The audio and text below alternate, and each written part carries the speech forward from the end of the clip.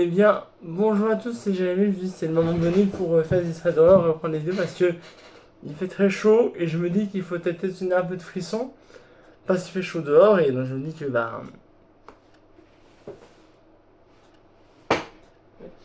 vais donner un peu de frisson, hein, parce qu'il fait chaud. J'ai la clim mais même il fait chaud dehors et j'aime dehors. C'est des courses donc il faut que voilà, il faut donner un peu de frisson. Je me dis que voilà, un peu de frisson ça serait du bien. Aujourd'hui au programme il y a trois traits d'horreur.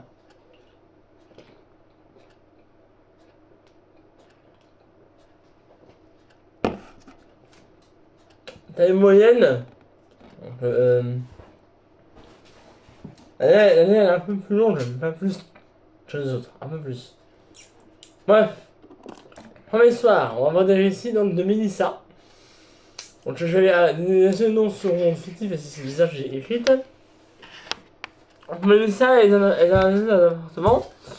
Elle est avec son copain Tom depuis 2 ans et elle a un appartement, voilà, une dizaine d'années depuis quelques mois. Elle vient se séparer de son copain et elle se doter familiale pour vivre leur vie. Mon appartement comporte 6 étages, eux ils sont au premier.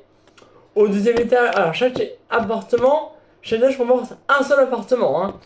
Au deuxième étage, il y a une vieille femme qui y vit. Au troisième étage, il y a un couple avec leurs enfants.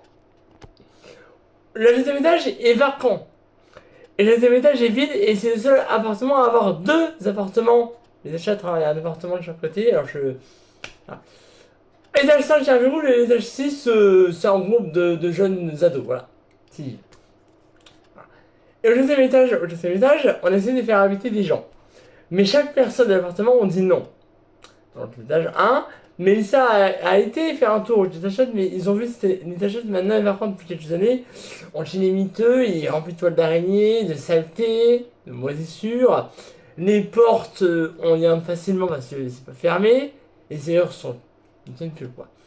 Et des fois, Mélissa elle entend des bruits venant de cet étage. Alors du coup, des fois, elle va voir, et puis quand elle arrive en haut de l'escalier, fait un bruit, mais c'est des bruits de pas.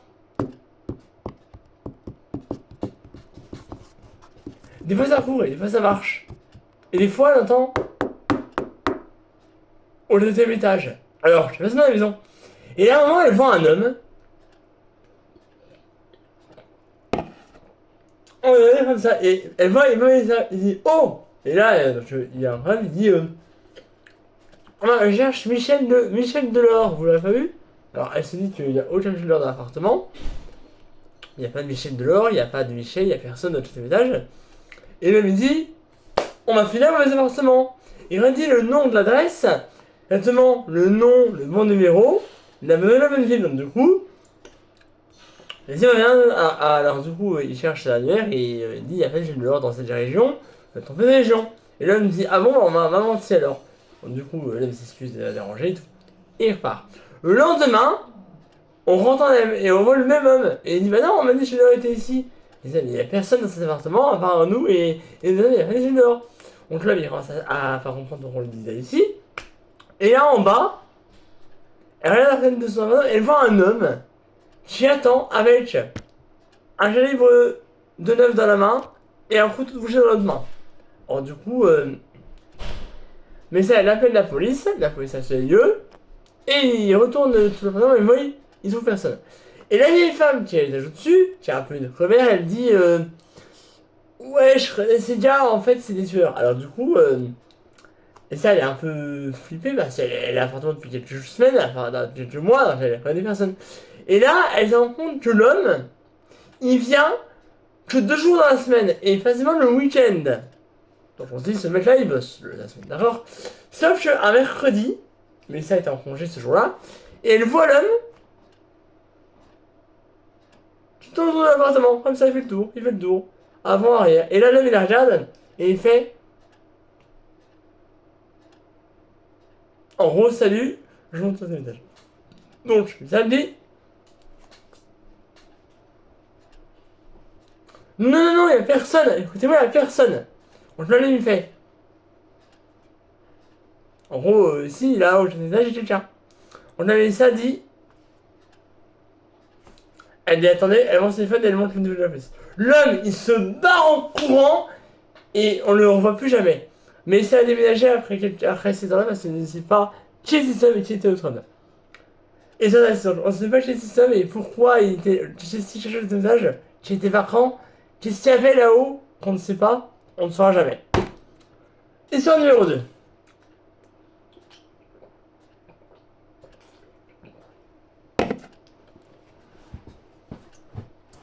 On m'a donné le récit de Lenny qui avait 8 ans au moment des faits et son grand frère Noah en avait 11. Donc Lenny et Noah sont à la maison tout seuls, leurs parents sont partis en soirée, couchés à l'hôtel, donc ils sont pas de... Et Lenny dit... Attendez, Noah il dit je vais gérer. Donc, Noah à 11 ans il gère, hein, c'est bon, il porte ses couilles, hein, c'est des frères ados, hein, voilà. Noah, il dit à son frère, on va se faire des sandwichs. Donc Lenny il tourne dans ça, donc ils prennent...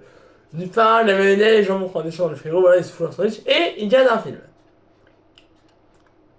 Un film d'horreur. Quand t'as 8 ans et 11 ans, c'est pas conseillé. Et il a repris un film. Alors, je n'ai pas jamais vu le film, hein. Mais il y a l'exorciste. Je regarde les films, voilà. Alors, ils se disent, oh, on est grand, on se flippe quand même. Alors, Noah, il flippe sa mère. Lenny, ici, il aura 8 ans et 11 ans, et l'exorciste, il aura un de 22 ans. Voire plus. Il met en commentaire, je crois que c'est 16 ans, l'exorciste. Et ils se refont les Scary Movie. Le 1, le 2, le 3, parce que c'est vrai, Scary Movie. Et le 3, c'est avec cette monite, ils sont en train de flipper leur race. Et d'un coup, ils ont des téléphones sonner. Ils appellent, ils entendent ça.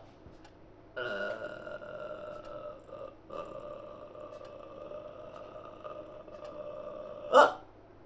Bon, la rapproche du coup. Et là, de vous, Lenny dit, les gens du quartier font chose en Et là, bonjour, excusez-moi de vous déranger, c'est la police. Là, Lenny, il croit pas à ça, il dit, ah, je fasse mon grand frère. Noah, oui, la police? Oui. Faites gaffe, un fou, c'est juste le c'est là. Du coup, il pense que c'est vrai, il tire la tête. Et il voit le fou avec le couteau dans la main. Il dit, dans notre rue, monsieur, intervenez! Ouais, ça arrive, il retourne dans la rue, il voit personne. Donc là, il frappe au domicile des enfants. Ça y est, nos parents sont pas de la nuit. On a fait ici, ok. Donc là, ils disent si on peut trouver dans la rue pour protéger les enfants. Du coup, ils vont trouver. Et à un moment, ils voient l'homme. L'homme à la police, il se bat en courant. Là, les enfants, ils sont en flip. Hein. Et là, donc, du coup, ils disent la police va pas être devant la maison, mais va être pas loin. Et en fait, là, l'homme, il va être. Il a le chose là, et voyez, c'est l'homme qui a le couteau dans la main. Donc là, du coup, Lenny, il referme le trou. Il appelle Noah. Noah regarde pas le trou, il referme. Ils appellent la police, en discrètement. Police demande, non, c'est s'enfermer dans la chambre de Noah, appelé. La police arrive, l'homme n'est plus là. Donc là, la police, elle frappe. Et là, ils ouvrent.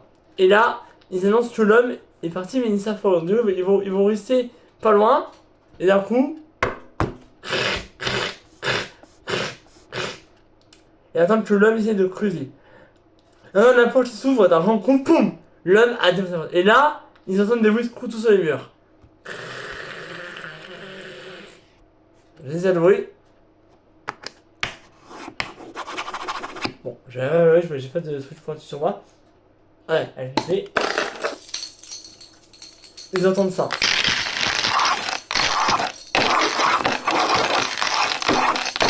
En gros, l'homme donne des couteaux sur tous les murs. Et là, il y a un jaune noir. Et là. Je sais vous êtes là, ouvrez la porte, je vous massacre tous. Et là, il commence à creuser la porte. Et là, la police, elle ouvre, elle rentre dans la maison. Et l'homme est arrêté et est enterré en prison. Mais les parents reviennent, on est arrivé à la police, les parents sont revenus en vitesse. Ils ont pris leurs enfants dans les bras et ils ont déménagé. Et ils n'ont plus vu d'autres problèmes depuis ce temps-là. Moi maintenant, j'ai fait la porte et même maintenant, moi je prends une batte de œufs et je massacre. Moi je prends un couteau et moi je prends un tournevis et je plante l'homme avec un tournevis. Clairement, l'homme a un couteau, ils ont 8 ans et 11 ans. Maintenant, un conseil, mais l'important faire chez vous, hein. Voilà. Dernier soir. On va le récit de Martial. Martial a 40 ans. Et commercial. Il travaille soit du matin, soit l'après-midi. Il fait 5 heures du matin, 13h, ou 14h, 22h. En matin, il a fait sa semaine. Il est crevé. Il a fait 22 heures toute la semaine. Il est crevé. Il n'en peut plus. Il rentre chez lui. Là, il rentre chez lui, il est toujours à pied. Il fait nuit. On est en train de février. Il est énervé parce qu'il a fait 20 heures toute la semaine. Il y avait des clients qui ont pas bien parlé. Ils ont parlé toute la journée mal. Il y a des clients qui ont mal parlé. Et là, Martial, il rentre chez lui, il est énervé. Il est crevé. Il a froid. Il n'en peut plus. Et donc du coup, Martial, il rentre chez lui, et il remarque qu'il a pas ses clés. Et là, il dit, putain, je retourne à son boulot, et il voit le laser de nuit. Le laser de nuit, il fait, Martial, franchement, tes clés, faut vraiment pas les oublier. Ah, il arrive, il dit, ah, excuse-moi, il prend, voilà, il prend les laver, il rentre chez lui. Il ouvre son appartement, il rentre chez lui. Et là, il remarque que un meuble de la cuisine a été déplacé. Alors, il est pas. Voilà. C'est le placard, il a un peu déplacé sur le côté. Alors, il dit bon, je vais replacer mon placard. Si tu veux faire, il va changer un peu la solution. Donc, du coup, il remet à sa place. Et il va dormir. Et vers 2h du matin, il entend un bruit.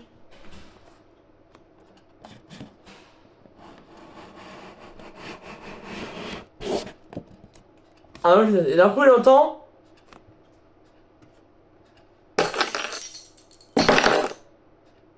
Ah oui, non. Il s'enfuit, il enfile ses chaussons et descend. Il voit que la cuisine est pas déplacée, mais carrément décalée. Et il voit ses clés par terre. Donc, il remet ses clés, il remet à sa place, et d'un coup, il entend.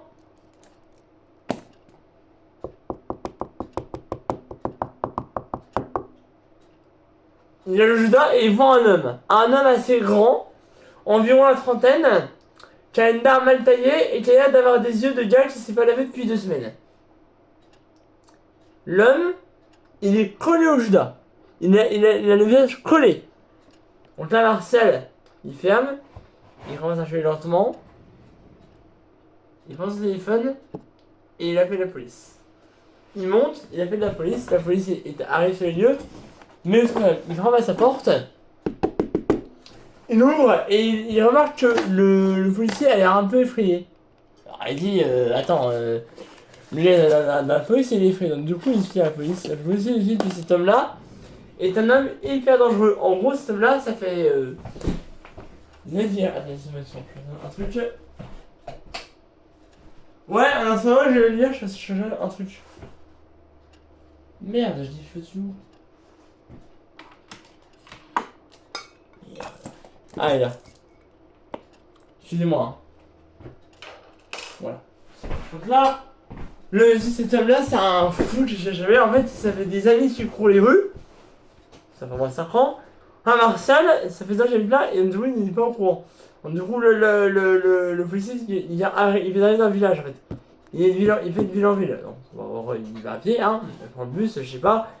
Et là, il voit une voiture, il arrive là-bas, et c'est la voiture de l'homme. Une voiture noire. Vous voyez, c'est un SUV noir Dacia, hein, super stylée voiture, hein, le dernier bureau. On va voir le prix de la voiture, bon. Et il voit que l'homme est dans sa voiture, et il est en train de faire ça. Il est là et il fait. Oh, comme si. Mais là, il voit que la voiture va au bout de la rue et il sort avec un énorme couteau de boucher. J'ai pas de couteau, je peux faire un dessin, voilà. Hein, voilà, là. La recette, quoi. Et là, il fait. Il barre. Il y a une policier arrivée. Le policier est en train de courir après. L'homme s'est barré. Et il revient le lendemain, en pleine journée, et là il voit Martial, chez lui.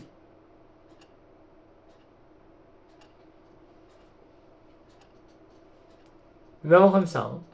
Martial est en train de faire la bouffe, c'est 11h30 du matin. Et là, il fait. Il monte le numéro. L'homme il fait.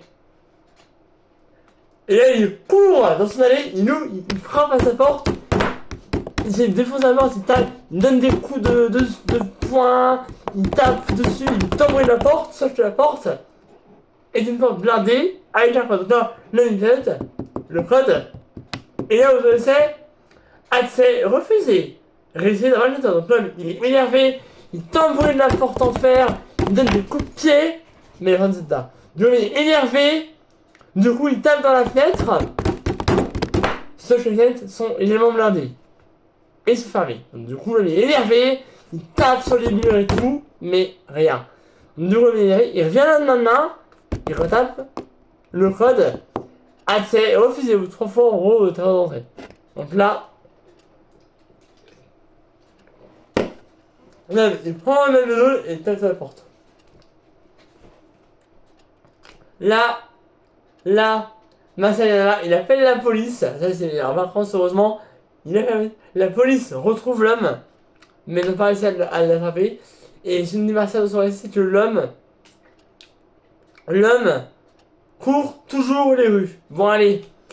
Malgré que ces histoires vous font peur, je vous ramène chez moi. Hein, ici, il n'y a personne pour faire du mal.